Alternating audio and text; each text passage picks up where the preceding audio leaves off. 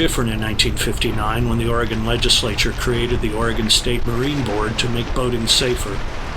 Back then, the primary recreational boats on the Willamette River were fishing boats, typically 14-foot aluminum skiffs with 15-horsepower motors, and ski boats which were typically 15 feet long and powered by 50-horsepower motors.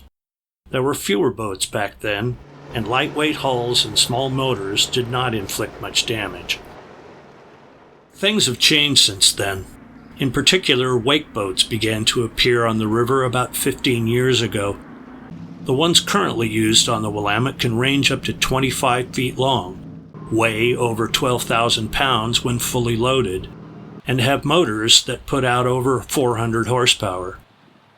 These boats plow the river into massive artificial waves and are used for wake surfing, wakeboarding, and tubing.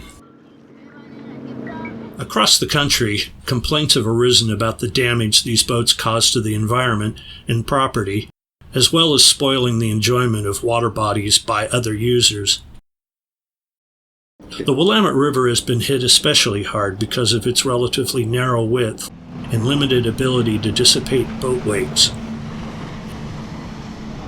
In January 2020, the National Marine Fisheries Service wrote a letter to the Oregon State Marine Board expressing its concern that the huge wakes from these boats were harming salmon and steelhead species listed under the Endangered Species Act.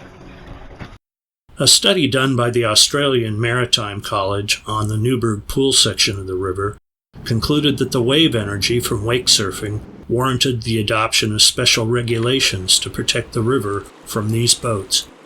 Even the study funded by the wakeboat industry's trade group concluded that if a shoreline does not experience much wind, which is the case for the Willamette River, then it might benefit from being designated as a no-wake zone. In short, the generation of large artificial waves is inconsistent with the preservation of the ecosystems and geomorphology of the Willamette River.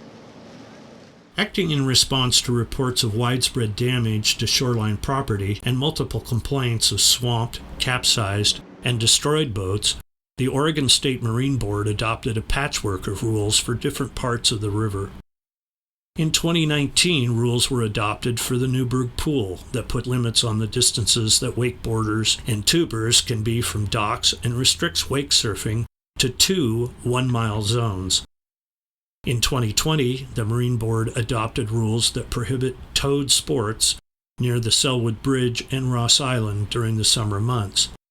And in 2021, it finally took steps to protect the stretch that runs from the Willamette Falls to the Selwood Bridge by adopting rules that prohibit wake surfing and restrict wakeboarding and tubing to areas 200 feet or further from docks and floating homes. Almost everyone with an interest in the river, except for wakeboaters, has wanted restrictions on wake boats, including the Department of State Lands, the City of Portland, the City of Milwaukee, the City of Lake Oswego, shoreline property owners, and boating organizations.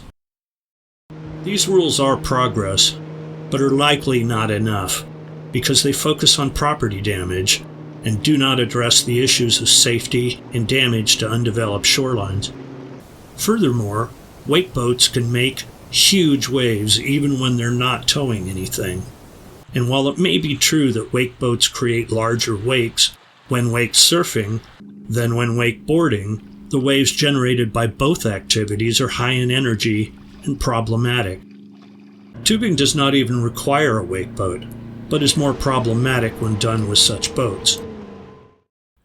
Although the Oregon State Marine Board has been seeking solutions to the conflict on the river for years, wake boat enthusiasts, for the most part, have failed to offer practical solutions to the damage caused by their wakes.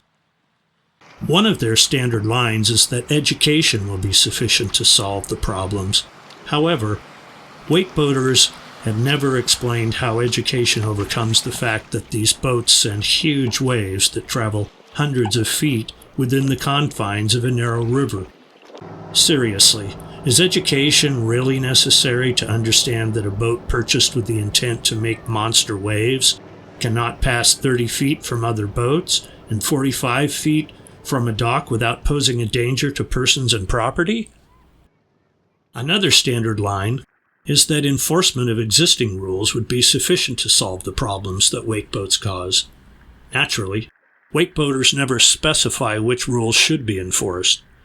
The reality is that the only distance restrictions on wakeboats prior to the recent rules were the 200-foot no-wake zones around boat ramps, marinas with 6 or more slips, floating home communities with 6 or more homes, and a section off of George Rogers Park in Lake Oswego. These rules left most of the river unprotected from wakeboats. Perhaps the rules that they were thinking about do not exist.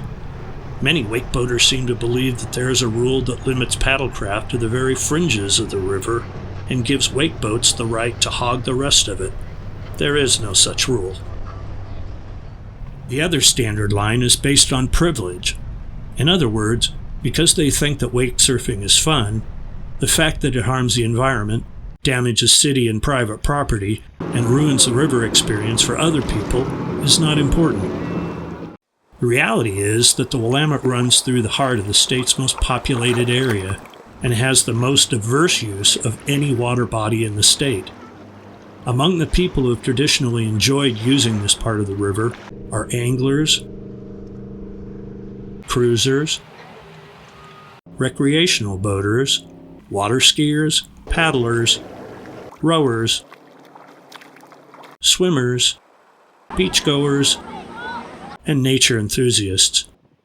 There is a lot going on in a compact area of the river, and allowing a relatively few number of boaters to create huge artificial waves on a flat water river is unfair and unreasonable. Government agencies, shoreline property owners, and most boaters want to protect the river. Those boaters who want to abuse the Willamette as if it were an asphalt skate park are few in comparison.